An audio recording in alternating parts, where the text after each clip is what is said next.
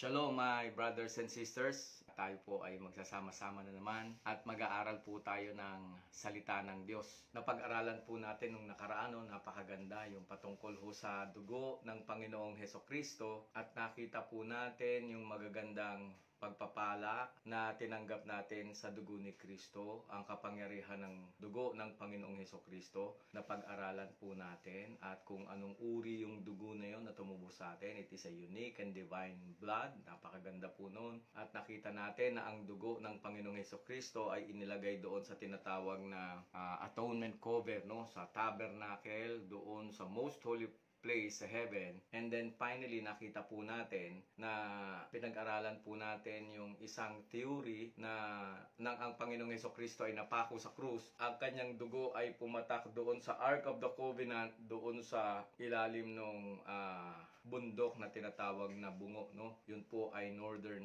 part ng walled city of Jerusalem. Sa labas po ng walled city yun. Doon ipinako ang Panginoon at may mga nagkiklaim na yung ilalim noon, nandoon yung tinatawag na Ark of the Covenant na ginawa nila Moses. Maganda po ngayon yung ating pag-aaralan, mga kapatid. Talaga pong mabibless po kayo. Ang tema natin ngayong gabi, ang pagiging pari ng mga Kristiyano. Ito ho magandang pagtatalakay, The priesthood of every Christian. The priesthood of every believer. So bago po yan, tayo pong muli ay dudulog sa panalangin. Ama, nagpapakumbaba kami kasama ang pasasalamat sa aming mga puso sa iyong kabutihan. Sa gitna ng nangyayari sa sanlibutan, patuloy ka, Panginoong Diyos, na sumasama sa amin. Patuloy kang nagpapala sa bawat isa sa amin. Patuloy kang nagpapahayag, Panginoon, at patuloy kang nagpapagaling, patuloy kang nagpoproteksyon. Hindi ka nagsasawa, aming Ama, na kalingain kami na iyong mga anak. Kasama ang mga anak mo na sumusubaybay ngayong gabi. Dalangin ko, O Diyos, ipadama mo ang iyong special presence and love for them, Lord God. Salamat dahil ang iyong mga anak ay templo ng Espiritu Santo. Hindi lamang ang Espiritu Santo ay nasa kanilang puso. Sila'y nababalutan ng kapangyarihan ng Espiritu Santo. Niyayakap mo sila, Panginoong Diyos. Kagaya ng sinabi ni David, you hem me in, behind and in front. Hallelujah. Salamat ng marami. At panalangin namin lagi, O Diyos, bigyan mo kami ng pusong nakauunawa ng iyong banal na salita. Fresh manna from heaven, O Lord God. Fresh revelation and insight, Lord God. Illumination, Heavenly Father. We thank you and we praise you, O God. In the mighty name of Jesus we pray. Amen. Amen.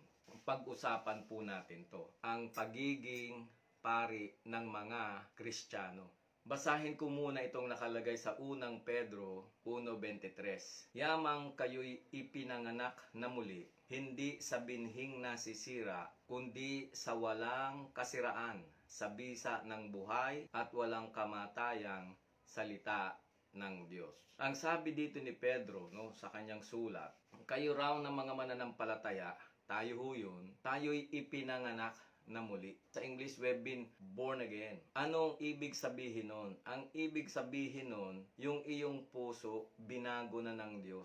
Ikaw ay ipinanganak na muli sa Espiritu. Nung tanggapin mo si Kristo, ang iyong Espiritu ay binago na ng Diyos.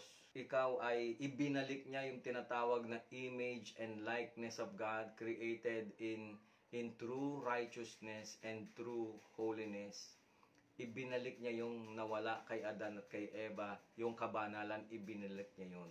Yun yung ibig sabihin nun. At yun ay mangyayari lamang kung ang tao, lagi ko hutong binabanggit, unahin ko na ngayon, kung yung tao ay magkakaroon ng genuine repentance. Ano yung genuine repentance? Yung totohanang pagtalikod, pagsisisi sa kasalanan. Yun, pag sinabing totohanang pagsisisi, totohanang pagtalikod sa kasalanan, iiwan na ng isang tao yung makasalanang pamumuhay. Ang gagawin niya, manunumbalik siya sa Diyos.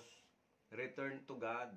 Yun ang panawagan ni John the Baptist, yun ang panawagan ni Jesus, at yun din ang kabilin-bilinan ng Panginoong Hesukristo bago siya umakyat sa langit. Sabi niya, yung gospel must be preached and repentance and forgiveness of sins must be preached to all the nations beginning at Jerusalem. Kaya yung pinapangaral natin, repent for the kingdom of God is at hand. Importante po yung genuine repentance and genuine returning to God. Ngayon, matapos na ang tao magsisi at talikuran ng kasalanan, manumbalik sa Diyos, ang sasabihin ng Ama, okay, ngayon nanunumbalik ka na sa akin, receive my Son, Jesus Christ. I want you to believe that my Son, Jesus, He is the Christ, He is the Son of the living God, He is the Savior of the world, He is God manifest in the flesh. Receive Him. So we need, number 3, receive the Lord Jesus Christ in our hearts. So bago tayo magpatuloy, idinadalangin ko mga kapatid na tayo bilang mga anak ng Diyos o yung mga taong nais na magkaroon ng tunay na relasyon sa Panginoong Diyos. Maaari po ba na kayo ay imbitahan ko upang dumulog sa Diyos, manalangin, isang panalangin ng tinatawag na pagsisisi, isang panalangin ng pagtalikod sa kasalanan, pagtanggap kay Kristo bilang Panginoon, bilang Diyos at tagapagligtas ng ating buhay. Napakahalaga po nitong panalangin na ito. Hindi po lahat ng tao ay alam ang panalangin na ito. Kaya ang ginagawa nga natin, itinuturo natin itong tinatawag na panalangin ng yung sinner's prayer, kung saan ang tao ay mananalangin kay Kristo. Kikilalanin siya bilang Panginoon, bilang Diyos, bilang tagapagligtas ng kanyang buhay. Napakahalaga po nun. Alam ho ninyo, yun lang magkaroon ka ng tinatawag na knowing na pag ikaw ay namatay, pupunta ka ng langit. Talaga pong mapapahaleluya ka na roon. Masasabi mong, praise the Lord. Napakahalaga po nun, mga kapatid. Kaya gagabayan ko po kayong muli sa panalangin ng pagsisisi, pagtalikod sa kasalanan, pagtanggap kay Kristo bilang Panginoon, Diyos at tagapagligtas ng iyong buhay. Tayo po ay sabay-sabay at sama-samang manalangin, mga kapatid. Sandali tayong pumikit, iyuko natin ang ating mga ulo bilang tanda ng pagpapakumbaba po natin sa harapan ng Diyos. At sumabay po kayo sa aking panalangin. Kayo man ay nasa kwarto, nasa sala, nasa bahay, may kasama o wala. Kung kayo magkakasama, sabay-sabay po tayong manalangin. Amang Diyos, sige kapatid, huwag kang mahiya. Amang Diyos, kami po'y lumalapit sa iyong banal na trono. Inaamin po namin na kami makasalanan sa puso, sa isip, sa salita at sa gawa. Nagpapasalamat kami dahil sa iyong dakilang pag-ibig. Isinugo mo ang iyong bugtong na anak na si Kristo Jesus, napako sa krus, namatay at muling nabuhay upang kami, Panginoon, ay mapatawad sa aming mga kasalanan. Panginoong Jesus, bukas po ngayon ang aking puso. Hinihiling ko sa kapangyarihan ng Espiritu Santo, pumasok ka rito, Panginoon. Manahan ka, tinatanggap kita bilang Panginoon, bilang Diyos, at bilang tagapagligtas ng aking buhay. Salamat po sa pagpapatawad mo. Salamat, Panginoon, sa panibagong buhay. Salamat po, O Diyos, sa buhay na walang hanggan. Ito po ang aking panalangin sa ngalan ng Ama, ng Anak, at ng Espiritu Santo. Amen. Amen. Kapatid, meron akong magandang balita sa iyo. Kung yang panalangin na yan ay ipinanalangin mo ng taos sa puso, ng may pananampalataya sa iyong puso, sincerely, you receive the Lord Jesus Christ, ikaw ay ipinanganak ng muli. Meron ka ng bagong buhay. Meron ka ng tinatawag na buhay na walang hanggan. Magpatuloy tayo, no? Ang pagiging pari ng mga Kristiyano, pag-usapan natin kasi lahat po tayong mga Kristiyano, kinakailangan makita natin to. Lahat tayo saserdote, lahat po tayo ay mga priests of God. Tayo po na mga anak ng Diyos na ipinanganak na muli ayon doon sa unang Pedro 1:23. Yamang kayo pinanganak na muli, hindi sa binhing nasisira, kundi sa walang kasiraan, sa bisa ng buhay at walang kamatayang salita ng Diyos. So ang nag-cause po ng new birth sa atin, yung salita ng Diyos. Paliwanag ko na nga po yan. Naalala ko yung isang matanda sa isang Bible study. Ito yung madalas kong kinukwento eh. Sabi ko dun sa matanda, meron ho kasi akong Bible study nung araw. Sabi nung matanda sa akin, anak, ito bang pinasok ko? Ano bang relihiyon to? Baka naman protestante to. Ikaw ba'y katoliko? Sabi ko sa kanya, Lolo, hindi po kami protestante. Kami po'y Kristiyano. Sabi niya maganda yan ha. Hindi protestante, hindi katoliko, Kristiyano. Neutral, sabi niya ganun. Gusto ko yan, neutral ka. Sa lahat ng ayoko, yung mga born again, sabi ng matanda. Nagkatingi na kami ni Tatay Ben Deliso. Nako, naisip-isip ko, paano na kaya to? Si Tatay Ben ho, nasa heaven na ngayon. Pero anyway, sabi ko dun sa matanda, sige lolo, mag-uumpisa na ho tayo ng Bible study natin. So nagturo ako nung simpleng salvation, nung maunawaan niya, tinanong ko yung matanda, sabi ko, lolo, gusto niyo ho bang pumunta ng langit? Ang sagot ng matanda, ay sinong ayaw? Tama nga naman ho, sinong ayaw, di ba? Pangalawa, tanong ko sa kanya, lolo, gusto mo ba tanggapin si Kristo sa puso mo bilang Panginoon, Diyos at tagapagligtas? Ay, oo naman. Ginaid ko siya sa prayer. Yung panalangin na ginawa natin kanina, tinanggap niya ang Panginoon bilang Panginoon at tagapagligtas ng kanyang buhay. At pagkatapos noon, natutuwa ako dahil yung kanyang salamin ibinaba niya, kinuha niya yung kanyang panyo at pinupunasan niya yung kanyang mata habang nagsasalita at sinasabi para akong natanggalan ng tinik, nabuhayan ako ng loob. Kako sa kanya, lolo, kasi nung humingi ka ng tawad, inamin mo na kayo makasalanan, pinatawad ka ng Panginoon. Sabi ng matanda, ay salamat. At hindi lang yung lolo, ikaw ay nilinis na sa lahat ng iyong kasalanan. Sabi niya, ay salamat. At hindi lang yun, lolo, binigyan ka niya ng buhay na walang hanggan. Nung tinanggap mo si Kristo na bago yung kaloob-looban mo, pag namatay ka, dadali ni Jesus ang iyong kaluluwa sa langit. Kaya ang sabi niya, ay, salamat. Ito na, nagmerienda na kami. Kaya doon, nagpapasalamat yung matanda, sabi niya, praise the Lord. So pagkatapos namin magmerienda, tumayo na siya. Taga Laguna siya, yung aming Bible study, doon sa area ng Baclaran, doon sa bahay doon. Kina Tatay Ben Deliso nung panahon na yun. Nakakatuwa. Nung nakatayo na yung matanda doon sa pintuan, sabi niya, paano, mauna na ako? Sabi niya sa akin, anak, mauna na ako. Sige po. Pero lolo, bago kayo umalis, meron lang ako sasabihin sa inyo. Di ba tinanggap mo na si Kristo sa puso mo? Ay, oo naman. Sa mapupunta pagka ikaw ay gumraduate na dito sa lupa? Sabi niya, sa langit. Sabi mo eh. Sabi ko sa kanya, lolo, meron akong huling salitang sasabihin sa iyo nung tinanggap mo si Kristo, kung ano nangyari sa iyo. Ano? Lolo, ikaw ay ipinanganak ng muli. Sabi ng matanda, matalinghaga, hindi ko maintindihan. Lolo, i-Englishin ko. Baka sakaling maintindihan mo.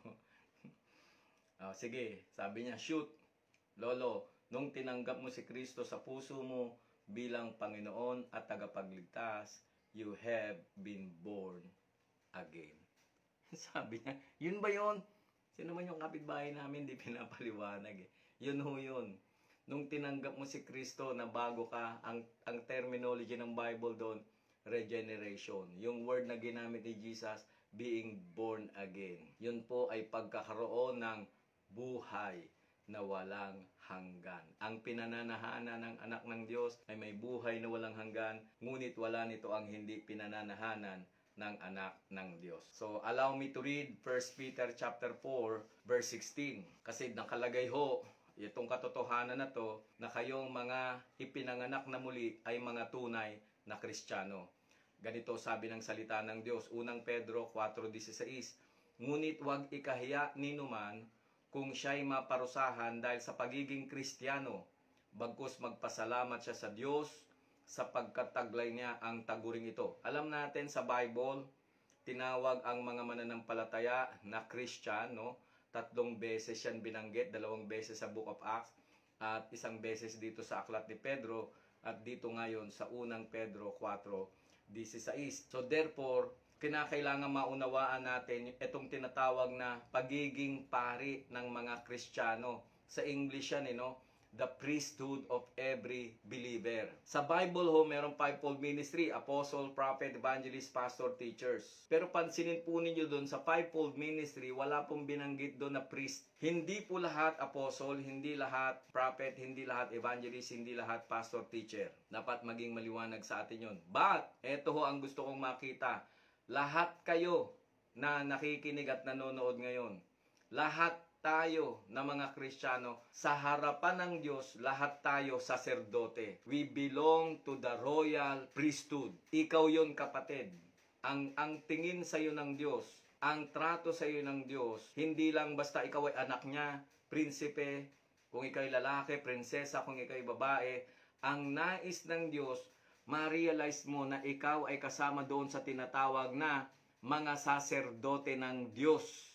Amen. Kaya ang nakalagay dito sa 1 Peter chapter 2 verse 9, ang ganito sabi, ngunit kayo'y isang lahing pinili, isang maharlikang pagkapari, isang bansang banal, sambayan ng pag-aari ng Diyos, upang inyong ipahayag ang mga makapangyarihang gawa niya na tumawag sa inyo mula sa kadiliman tungo sa kanyang kagilagilalas na liwanag. For you are a chosen generation, a royal priesthood, a people belonging to God, that you may declare the praises of Him who called you out of darkness into His marvelous light. So in other words, ang pangunawa ni Peter, kung ikaw ay isang Kristiyano at ikaw ay isang born again, you belong to the royal priesthood of God. Amen. Yun nakalagay po yun doon sa 1 Peter chapter 2 verse 9.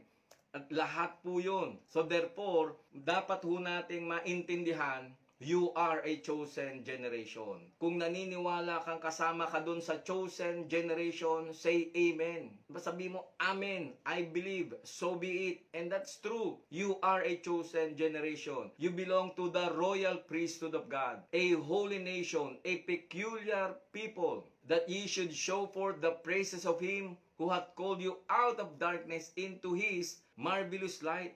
So therefore, kaya nga sa King James, pag nabasa niyo yung ye, ang ibig sabihin nun, all of you. Ibig sabihin nun, plural yun. Kasi may you na singular, pero dito ang ginamit, plural. You. Basahin ko sa King James ha. But ye are a chosen generation, a royal priesthood, a holy nation, a peculiar people, that ye should show forth the praises of Him who hath called you out of darkness into His marvelous light. So in other words, the word you dyan, lahat ng Kristiyano, all of you are God's royal priests. Kayo ay mga pare, maharlikang pare ng Diyos. Hallelujah! Praise the Lord. Glory to God. Ayon kay Pedro, ang sinumang tao na makararanas na ipanganak na muli, sabi dun sa 1 Peter chapter 1 verse 23, ay itinuturing na Kristiyano. Ayon naman dun sa 1 Peter chapter 4 verse 16, ang tunay na Kristiyano ay itinuturing ng Diyos bilang paring maharlika o tinatawag na saserdoteng maharlika. Yun ay nakalagay sa unang Pedro 2:9. In other words, kung ikaw ay isang Kristiyanong ipinanganak na muli, ikaw ay kasama doon sa tinatawag na mga paring maharlika ng Diyos. Amen. Importante yun. Dahil ipinanganak ka na muli, ikaw ay Kristiyano, therefore, ikaw ay isang paring maharlika. Amen. Yun ho ang kalagayan natin bilang mga mananampalataya. Tingnan po natin yung magiging outline ng pag-uusap natin. Ulitin ko ano ho, may connection po ito doon sa tabernakulo. Wag ho kayong mag-alala. Connect yan. Importante lang ngayon, itong tinatawag na pagiging saserdote natin bilang mananampalataya. Now knowing all the blessings of the blood, the power of the blood, the chemistry of the blood, and the blood has been poured out into the tinatawag na Ark of the Covenant in heaven, and according to Ron Wyatt, the blood has been poured out into the tabernacle on earth, no, doon sa cross. Literally, makikita natin ngayon, pag pinag-aralan natin yung tabernakulo, importante muna na tayo maintindihan natin that we belong to the royal priesthood. Amen. Tingnan po natin na yung magiging flow of thought, yung ating pag-uusap. Pag-uusapan natin na yung pagkapari o yung pagiging saserdote o yung priesthood, ito ay pinagkatiwala sa bayang Israel. So tingnan po ninyo yung salitang yun, Israel. Pangalawa, yung pagkapari ay ipinagkatiwala sa tribo ni Levi, lumiit. So from Israel, a nation, naging tribe. Sa tribo ni Levi, mga Levita. Pangatlo, ang pagkapari ay pinagkatiwala sa pamilya ni Pinehas. So from a nation, Israel, to a tribe, Levi, to a family, sa family ni Pinehas. And then, ito hong tinatawag na pagkasaserdote, pagkapare o yung priesthood, ay inalis sa pamilya ni Eli, ni Eli at ng kanyang mga anak. Yun po yung pang-apat. Makikita po ninyo, no? Inalis na. And then the next, ang pagkapare ay pinalitan sa bagong tipan. Ang pagiging pinakapunong pare ay ipinagkatiwala kay Jesus. Mamaya makikita ho ninyo, tingnan nyo lang yung flow of thought natin. Pang-anim, ang maharlikang pagkapare ay ipinagkatiwala sa mga Kristiyanong ipinanganak na muli. New Testament po yun. Pansinin po ninyo, pumunta tayo sa Old Testament at nakita natin na yung priesthood ay tuloy-tuloy ho pero pinalitan sa Old Testament. At pagdating ng New Testament, ang inilagay ng dakilang saserdote, pinakapunong pare natin, high priest, ay walang iba kundi si Jesus. At dahil si Jesus yung ating high priest, lumalabas tayo na mga Kristiyano, tayo ho ay kasama doon sa tinatawag na royal priests of God. Tinawag ni Peter na royal priesthood. Ikaw yun, kapatid, kung ikaw ay naniniwala doon na ikaw ay kasama doon sa maharlikang pare ng Panginoong Diyos, magsabi ka ng Amen, Hallelujah. Punuin mo ng thumbs up, ng puso, yung comment. Sabi dito sa Exodus chapter 19 verse 5, kaya't ngayon kung tunay na inyong susundin ang aking tinig, tutuparin ang aking tipan, kayo ay magiging aking sariling pag-aari, na higit sa lahat ng bayan, sapagkat ang buong daigdig ay akin. So, dito makita natin sa Exodus chapter 19, verse 5, na ang pagkapari ay pinagkatiwala sa bayang Israel. Ganito pa sabi sa verse 6, sa akin kayo ay magiging isang kaharian ng mga pari at isang banal na bansa. So the whole earth belongs to the Lord. At sa dinami-dami ng tao sa buong mundo, sabi ng Exodus chapter 19 verse 5, sa kanya yun eh. Ang sabi niya sa verse 6, sa akin, kayo ay magiging isang kaharian ng mga pari, isang banal na bansa. Therefore, pakinggan po ninyo itong sasabihin ko. Ang original plan po ng Diyos, mga kapatid, ang buong bansang Israel, the whole nation, sila ho ay maging isang kaharian ng mga pari. Yun ho ang plano ng Diyos. Kasi ho ang pare, nagmiministeryo yan o naglilingkod yan sa Diyos. Through praise and worship, giving offerings, lalapit sila sa tao, at sasabihin nila kung ano yung mga blessing na tinanggap ng mga tao at sila po yung magre-represent, ibibigay nila sa Diyos. Yun po yung gawain ng pare. At pagharap nila sa Diyos, babalik sila sa mga tao representing God. They represent God to the people. Sila po yung sila yung mediator, yung mga pare. At nais ng Diyos, the whole nation of Israel, sila ay maging mga tinatawag na kaharian ng mga pare. Exodus 19:6, sa akin kayo ay magiging isang kaharian ng mga pare at isang banal na bansa. Ito ang mga salitang sasabihin mo sa mga anak ni Israel. So therefore, God's original plan for the whole nation of Israel, sila ay maging kaharian ng mga pare. Kaya lang nagkaroon ng problema. Nung si Moses umakyat doon sa bundok ng Sinai, inabot siya ng 40 days and 40 nights kung natatandaan po ninyo yung istorya. At doon sa 40 days and 40 nights ni Moses, doon sa Sinai, ang ginawa naman itong mga Israelita, sumamba doon sa guyang ginto na pinagawa nila kay Aaron. Sabi nila, hindi namin alam kung buhay pa si Moses o patay na. Ang tagal-tagal na, lampas ng isang buwan. So ang ginawa nila, nagparty sila. Actually, nagkaroon ng orgies doon. Grabe yung kasalanan nila. Yung panahon na yon, habang sila'y nagpa-party, hindi na sinabi ng Biblia kung ilang gabi, ilang araw na silang nagpa-party, pababa na si Moses at si Joshua. Sabi ni Joshua, uy, ano yung naririnig ko? Mukhang gera yun. Sabi ni Moses, hindi ganun ang tinig ng gera. Sabi niya, alam ko ibig sabihin ng sound of war. Mukhang may kasiyahan sila. Pagbaba doon nakita ni Moses, they were living in sin. Talagang grabe yung kanilang party, yung kanilang orgy. Grabe ho talaga. Kaya yung tablet of stone, apple pa naman yun. Yung tablet of stone na isinulat ng Diyos ng kanyang mga daliri, ibinato ni Moses at nabasag. At ipinatunaw niya yung guyang ginto, pinainom sa kanila. Ngayon, nagtanong si Moses, sabi ni Moses, lahat ng panig kay Yahweh, sa ating Panginoong Diyos, at lahat ng panig kay Moses, pumunta kayo dito sa akin. Lumapit kayo sa akin. Takot na takot yung mga tao, nasa bundok si Moses.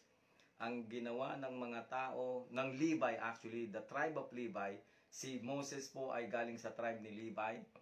Yung kanyang kapatid na si Aaron, galing, magkakapatid sila, si Aaron, si Moses, si Miriam, and the rest of the tribe of Levites, lumapit kay Moses.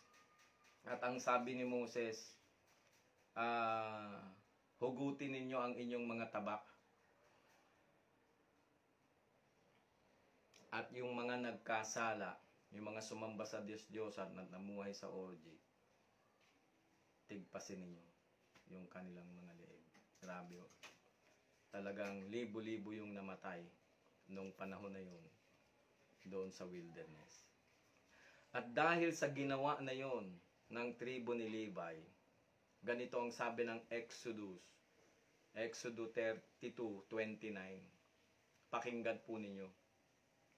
At sinabi ni Moises sa mga Levita, dahil sa inyong pagtalima sa utos ng Diyos, inyong itinalaga ang inyong sarili ngayon bilang mga saserdote na nakatalaga sa Panginoon. Bawat isa, kahit na ito ay nangangahulugan ng kanyang pagiging laban sa kanyang sariling anak at kapatid, kaya tatanggapin ninyo ngayon ang kanyang pagpapala. Nakita ho ninyo? Okay. Ano punto? Ang punto, ang sabi ng Diyos, the whole nation of Israel, ang plano ko, ang pangarap ko, ang gusto ko, the whole nation becomes a royal priest of God. Maharlikang pari kayo. Lahat sila nagsabi ng hallelujah, amen. The problem is, sumamba sila sa Diyos-Diyosan, namuhay sa kasalanan. Ang tribe lang ni Levi, they consecrate themselves, sumiwalay sila, sumama sila kay Moses doon sa bundok. Sabi ni Moses, lahat ng nagkasala, patayin. Of course, hindi naman lahat ng tribo represented doon sa kasalanan na yun. Hindi natin, libo-libo yung namatay doon, but not the whole nation. So pinagpapatay, kaya ginawa ng Panginoon, hindi na yung nation of Israel ang royal priest, eto na lang mga Levites. Yung mga lahi ni Levi, no? Pagdating naman dito sa Book of Numbers, chapter 25, verse 13. Ganito po yung context, no, para maintindihan po natin. Sabi ni King Balak kay Balaam, nakikita niya papunta na sa kanyang teritoryo itong mga Israelita, marami na sila. Actually, mixed multitude, no, majority Israelites, 2 million sila, more or less, sabi ng mga nag-aaral ng Biblia. Nung papunta na doon, sabi niya kay Balaam, sabi ni King Balak, eto yung iririgaluhan kita, sumpain mo mga Israelita. Every time, 3 times yun, no? Every time na susumpain ni Balaam, ni Prophet Balaam, itong mga Israelita, lumalabas sa bibig niya, blessing, blessing, blessing. Sabi ni Balak, King Balak, ano ba yan? Ang dami ko nang binigay sa ginto, pilak, tanso, mga kayamanan. Sabi ko, sumpain mo Israelita, bakit mo pinagpapala? Alam mo sabi ni Balaam, Paano kung hindi ko po pwedeng sumpain ang pinagpala ng Diyos? Mga kapatid, merong gusto ipakita sa atin ng Diyos doon. Huwag kang matakot sa mga susumpa sa'yo. Huwag kang matakot sa mga mangkukula, manggagaway, mga kung sino-sinong tao. Ang sasabihin mo lang sa kanila kapag isinumpa ka nila, sabihin mo lang, God bless you, kapatid. Amen. Huwag kang magtatanim ng galit. Malin mo sila, hindi nila alam kanilang ginagawa. Si Balaam ho, lahat ng prophecy niya, true prophecy. The only reason kung bakit siya naging false prophet dahil siya magpa-prophesy sa isang kondisyon, may lagay. Nakuha ninyo, kahit totoo pa yung prophecy dahil tumatanggap ng lagay at masama yung kanyang intention, sa Book of Revelation talagang maski sa Old Testament siya ay considered as false prophet. At yung mga false prophet, pag nag-prophesy, sumablay, alam mo na yun, sabi ng Diyos, huwag niyong katakutan dahil hindi ako nag-utos sa kanila. Sila ay nagpo-propesya ayon sa kanilang puso. Pero anyway, dahil hindi nagtagumpay si King Balak na sumpain ni Balaam yung mga Israelita, eh sabi niya, sige, ano may papayo ko para ang Diyos na mismo ang magagalit sa kanila.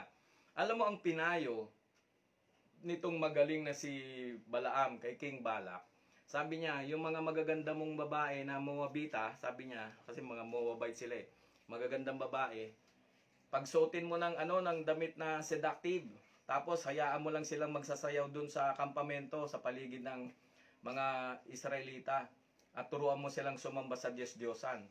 So itong mga Moabites, dumisplay doon sa kampamento. Naalala niyo yung tabernakulo? Yung nakapaikot ho kasi doon yung tribu eh. At pagkatapos may certain boundaries ho sila, pero walang bakod. Nandoon sa labas yung mga Moabite na magagandang mga babae, mga shrine prostitute, nagsasayaw doon.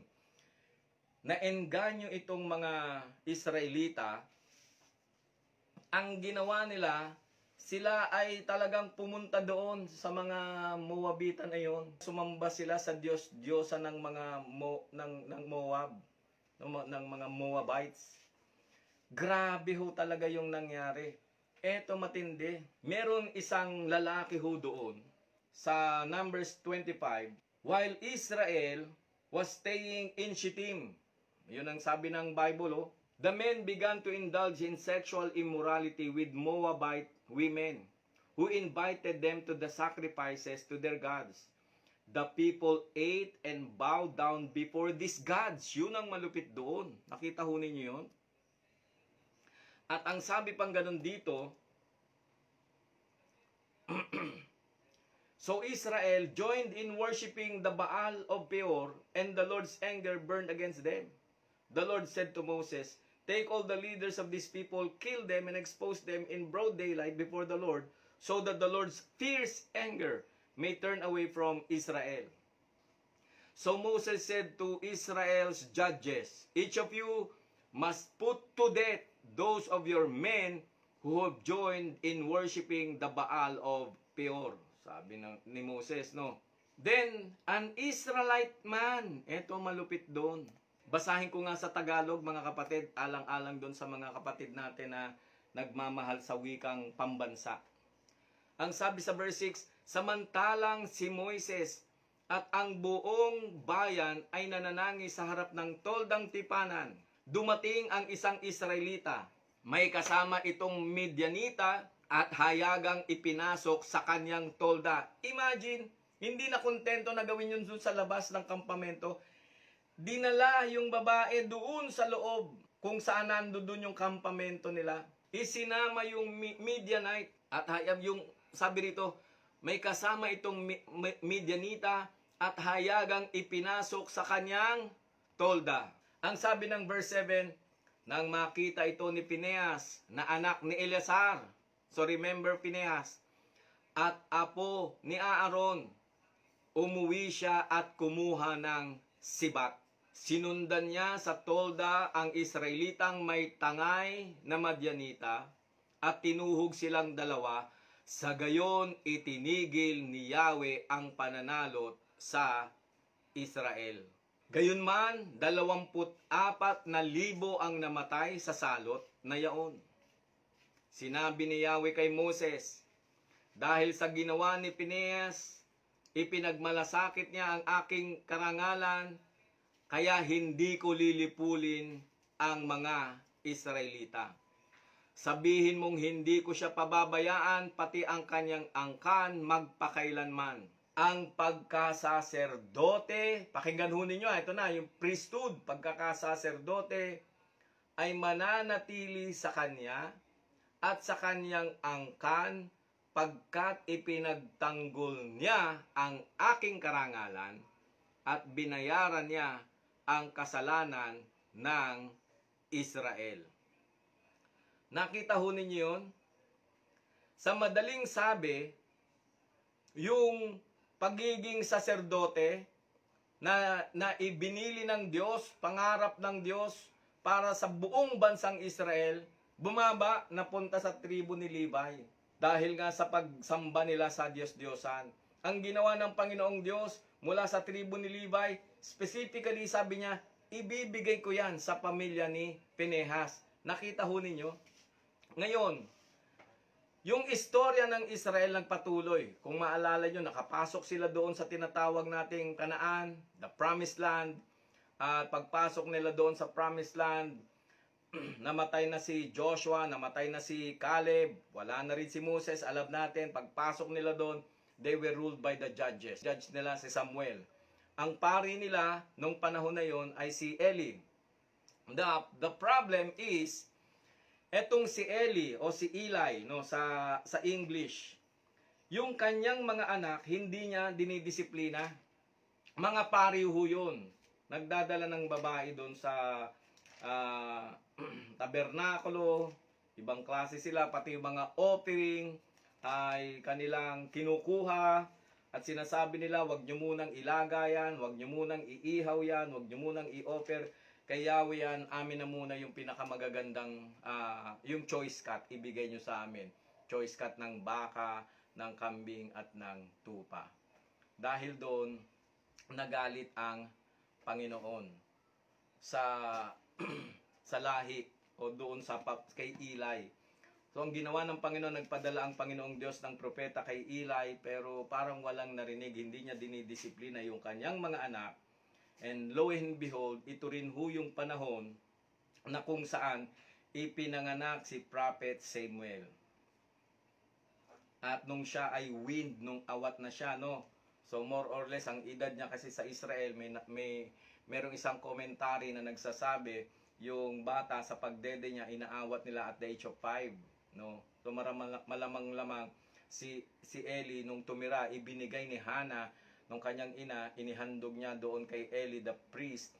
At yung bata ho ay na-train na ng nanay na doon siya titira, tatawagin niyang lolo, si Eli, yung pare, no? So lolo niya talaga si Eli. So itong si Samuel, batang Samuel, sa tuwa nung pare, sabi niya po pwede kang maglaro diyan kahit saan. Etong bata, mataas yung curiosity, pumasok doon sa holy place, pumasok doon sa most holy place, at nagtatanong kay Eli, sabi niya, ano po ba yung nakalagay doon sa madilim na kwarto na maliwanag? Di ko po maintindihan yun. Meron pong parang angel doon. Ako, apo, o anak, wag mong hihipuin yun, no? Tabernakulo yun. Ba't ka pumasok sa most holy place? Pasalamat ka sa Diyos at ikaw ay buhay pa. Si Samuel doon natutulog. Kinausap ng Diyos si Samuel. Yung Diyos na may lalang ng langit at lupa, nung makita niya na wala ng respeto yung mga pare sa pagsamba sa tabernakulo, ibinulalas ng Diyos yung kanyang damdamin sa isang bata, kay Samuel. Nagsumbong ang Diyos. At ang mensahe ng Diyos, sabihin mo kay Eli, yung kanyang mga anak, patay. Wala na, babawian na ng Diyos ng buhay. Kinaumagahan, nag-aalmusal sila. Yun yung time na alala nyo, na ginigising ni Samuel si Eli. Sabi niya, tinatawag po ninyo ako. Kasi may tumatawag sa pangalan niya, Samuel, Samuel.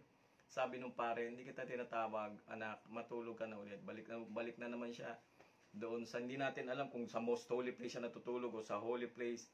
Pero anyway, tiyak doon sa tabernakulo. Pero anyway, 3 beses yun, na-realize ni Eli na tinatawag ng Panginoon yung batang si Samuel. Pag narinig mo ulit yung tinig, anak, sabihin mo, tumayo ka na may paggalang. Sabi mo, narito po ako ang inyong lingkod. Handa po akong makinig. Ano po yung ipag-uutos ninyo, Panginoon? Yun. Kaya yung bata ko nakasuot ng ipod, batang-bata pa si Samuel noon. talagang tinrain siya, ginroom siya as priest before God. Pero alam natin ang calling niya, prophet, no? Anyway, nagsalita ang Panginoon, tinawag siya, ano pong may paglilingkod ko, Panginoon? Yun na, nagsalita na ang Diyos. Ibinulalas na ng Diyos yung nararamdaman niyang sakit dahil yung kanyang templo, yung kanyang tabernakulo ay hindi na nire-respeto. Sa madaling sabi, namatay sa labanan yung mga anak ni Eli, yung tabernakulo ho, yung tinatawag na Ark of the Covenant, nakuha ng mga kalaban nila. At doon ho, nung nabalitaan ni Eli, namatay si Eli, at nung namatay si Eli, yung kanyang manugang na babaeng buntis ay biglang nanganak, no? Premature, pero ganun pa man, yung baby pinangalanan nilang Ikabod, the glory departs from Israel. Dahil doon, ito yung nakalagay sa 1 Samuel, I will raise up for myself a faithful priest who will do according to what is in my heart and mind. I will firmly establish his house, and he will minister before me. Sabi pa ng Panginoon dito sa sa 1 Samuel chapter 2, verse 30, therefore, the Lord, the God of Israel declares, pakinggan po ninyo I promise that your house and your father's house would minister before me forever. But now the Lord declares, far be it from me, those who honor me, I will honor, but those who despise me will be disdained. Tsaka niya sinabi yung 35, basahin ko ulit, 1 Samuel 2:35, I will raise up for myself a faithful priest who will do according to what is in my heart and mind. I will firmly establish his house, and he will minister before my anointed one always. Ano yung nakita nating katotohanan dyan sa mga talatang yan? Ang ganda-ganda, naalis na nga sa bansang Israel, sa whole nation yung priesthood, naalis na, lumiit from the tribe of Levi, siniruin pa ng Panginoon sa isang pamilya, sa pamilya ni Pinehas, but Eli, talagang wala. He failed God. When Eli failed God, ang sabi ng Diyos, kung ipinangako ko man ang priesthood sa inyong pamilya, ngayon hindi na. I will honor those who honor me, and I will raise up a priest. Ngayon, ang tanong, sino yung kasi ang pagkapare ay inalis sa pamilya ni Eli at ng kanyang mga anak Ang tanong na ngayon ay ganito, anong nangyari ngayon dyan sa tinatawag nating priesthood in the Old Testament? Ito ho, sabi ng Hebrews chapter 7, verse 12. Pakinggan ho ninyo, napakaganito. Kasi sa bagong tipan, ang pagkapari ay pinalitan. Ito sabi ng Hebrews 7:12, sapagkat nang palitan ang pagkapari, ay kailangan din namang palitan ang kautusan. Ayun. So, pinalitan ho yung pagkapari. Nakita ho ninyo yun? Yung priesthood ho, pinalitan na sa Old Testament. Pati ho yung kautusan, pinalitan na. Kaya pumasok yung tinatawag na New Testament. Okay. Pansinin ninyo the priesthood sa nation, inalis. Nilagay sa tribe ni Levi, pagkatapos lumiit. Nilagay sa family ni Pinehas, and then Eli failed God, kaya pagdating ng New Testament, nagkaroon ng transition. Ito yung transition, Hebrews 7 verse 12, sapagkat ng palitan ang pagkapari ay kailangan din namang palitan ang kautusan. So therefore, ipinapakita sa New Testament, pinalitan yung pagkapari. Ngayon, pakinggan ho ninyong maigi, napakahalaga nito. Hebrews chapter 8 verse 1 and 2, ang pagiging dakilang pari ay ipinagkatiwala kay Jesus. Amen. Praise the Lord. Hallelujah. Glory to God. Hebrews chapter 8 verse 1 and 2. Basahin ko sa Tagalog. Ito ang buod ng ating sinasabi. Tayo ay may isang dakilang pari. Hallelujah. Na nakaupo sa kanan ng luklukan ng kamahalan sa kalangitan. Siya'y naglilingkod doon sa tunay na dakong banal, sa toldang hindi itinayo ng tao kundi ng Panginoon. Talagang masasabi natin doon, hallelujah, praise the Lord. No, may mga pagkakataon talagang gusto nating basahin yan sa English dahil napakaganda po niyang talatang yan. Tingnan po ninyo, babasahin ko. Bear with me. Sabi rito ng Hebrews, the point of what we are saying is this. Hebrews chapter 8 verse 1. We do have such a high priest who sat down at the right hand of the throne of the majesty in heaven, and who serves in the sanctuary, the true tabernacle set up by the Lord, not by man. Amen. Ngayon, alam ho ba ninyo na ang book of Hebrew, na isulat siya, isulat and then kumalat ng mabilis sa Kristyanuhan, yung book of Hebrew, 69 AD. Pakinggan po ninyo, napakahalaga nitong date na to. Nung 69 AD, nakatayo ho yung templo sa Jerusalem. Kaya pag binabasa to ng mga Kristiyano, especially ng mga Christian Jews o believers, mga Christian Jews, mga Messianic Jews, paano mangyayari si Jesus saserdote? Meron tayong templo, may saserdote doon, yung lahi ni Levi. Hindi pa nai-reveal sa kanila itong mga truth na to. So sa kanila, parang baliwala lang yung book of Hebrews. It is actually written and addressed to Jewish believer, Christian. Kaya lang hindi ho nila ma-assimilate. And then, nung 70 AD, pakinggan ho ninyo to, 70 AD, si Titus, who was then a general and later on become emperor, winasak ni Titus yung templo sa Jerusalem. Yung prophecy ni Jesus, sabi niya, walang bato dyan na may iwan sa kapwa bato. Lahat yan ay iguguho. Kasi ho, ang ginawa nitong mga Romano, nung nalaman nila na yung temple na pinagawa ni Solomon, na pinaganda ni King Herod, tinawagin na Temple of Solomon, but it is actually the Temple of God. Nakita nila na ginto overlaid with gold. Kaya para makuha nila yung ginto, sinunog nila yung templo. Para yung mga ginto doon, pag natunaw, they will sip it, at lahat ng bato binaligtad nila. Natupad yung prophecy ni Jesus. Therefore, since 70 AD until now, walang templo sa Jerusalem. And alam natin, istorya, sila ay niransak din later on 600 AD ng Islam, no, na mayagpag po year 600 AD ang caliphate, no, the kingdom of Islam. Kaya naitayo yung Dome of the Rock. So wala silang templo. Now, dahil sa nangyari yun, when they read the book of Hebrews, hallelujah, praise the Lord, ang sinasabi ng book of Hebrews, yung ating templo, hindi na dito sa lupa, meron tayong templo doon sa langit, at meron doon tayong dakilang saserdote. Ang ating great high priest sa heaven ay walang iba kundi si Jesus Christ, the Son of the living God. Hallelujah, praise the Lord. Ang sabi ng Hebrews chapter 4 verse 14, magpakatatag tayo sa ating pananampalataya, yamang mayroon tayong dakilang saserdote na pumasok sa kalangitan sa harapan ng Diyos.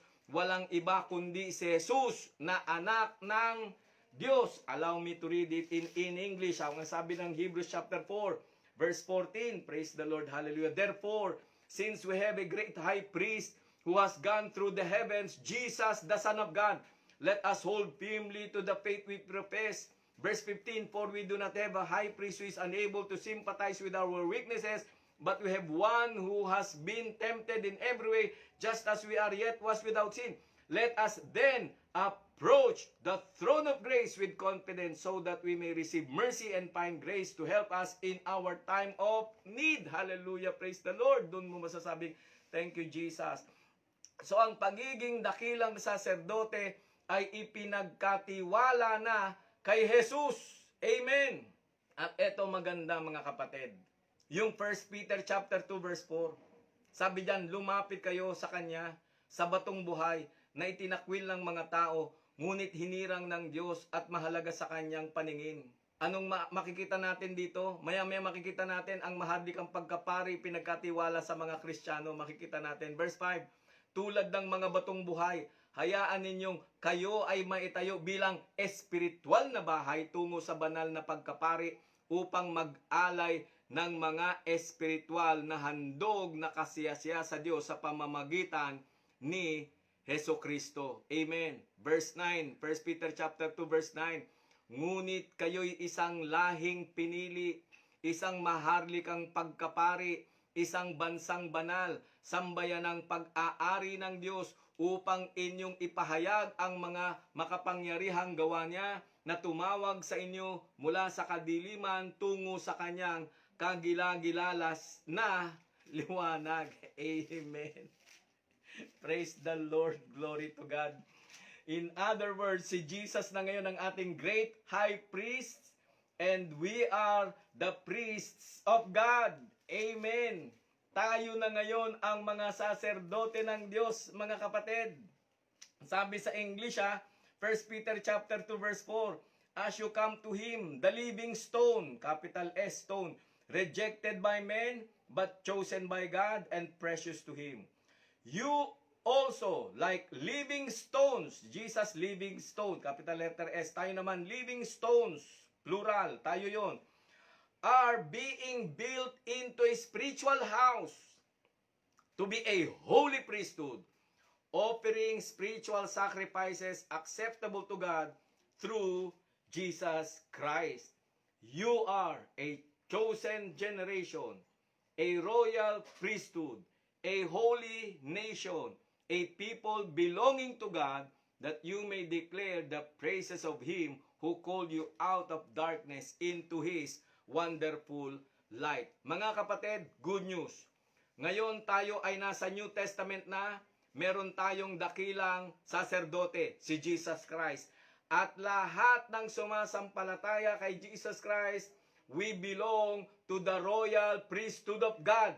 Ikaw yun, kapatid. Pari ka ng Diyos. Pwede kang dumirekta sa Diyos, having the name of Jesus as your authority and the blood of Jesus as your covering. Lahat ng panalangin mo tatanggapin ng Diyos because of the blood of Jesus, you are made righteous, you are declared righteous, you are justified, you are sanctified, and therefore, bilang pari ng Diyos, hinugasan ng dugo ni Kristo, ikaw ay banal na, maari ka nang dumulog sa Diyos sa panalangin. Sa pangalan ni Jesus, at papakinggan ng Diyos ang panalangin mo, sapagkat ang turing sa ng Diyos, hindi lamang anak, hindi lamang prinsipe, hindi lamang basta-basta pang karaniwang tao. You have been born of God by the power of the Holy Spirit, at ikaw ay pare, saserdote ng Diyos. Hallelujah. Revelation chapter 1 verse 5 muna tayo. Revelation 1 verse 5. Ganito sabi ng Bible. Basahin ko sa King James, mga kapatid.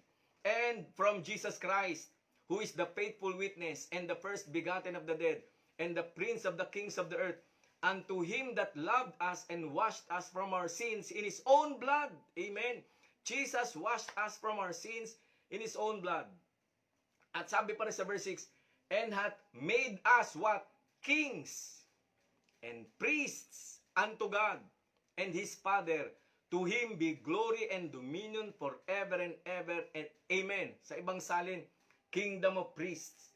Pero mas gusto ko nakalagay sa King James, sabi ng Revelation 1:6, He hath made us kings and priests. Kapatid, ikaw ay hari na, pari pa. Sa Old Testament, isang tao lang ho ang may ganong sino yun? Si Melchizedek. Hari na, pari pa. Sa New Testament, si Jesus, hari na, pari pa, propeta pa, pastor pa, teacher pa, siya na. Kaya nga ang tawag sa kanya, the Christ. Siya yun, the only one. The Son of the living God, the Holy One of God, the great high priest, at lahat tayong mananampalataya, we are priests of God, and we are kings of God. Why? Because Jesus made us kings and priests to serve our God in heaven. Hallelujah. Praise the Lord. Bilang mga pari ng Diyos, meron po tayong pribilehiyo. Ano yung pribilehiyo natin bilang maharlikang pare? Maaari na tayong dumulog sa trono ng biyaya sa pangalan ni Jesus upang, una, maghandog ng papuri at pagsamba.